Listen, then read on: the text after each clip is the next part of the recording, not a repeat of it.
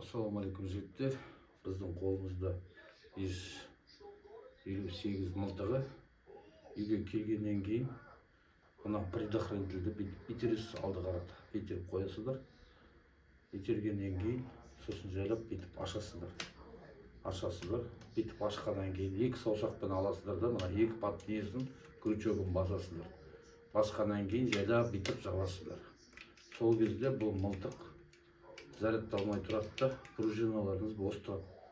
Бояқтардың пружиналары қайрылып тұрмайды. Салмақ салынбайды да пружинаға.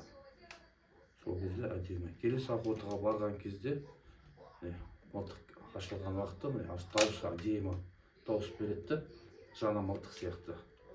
Жабардың алдында предохранительді алдыға итересіздер, екі саусақпен былай басасыздар, мынаны бүйтіп жабасыздар. Көрдіңіздер ме? Сол кезде бояқтарыңыз қайрылып тұрмайды.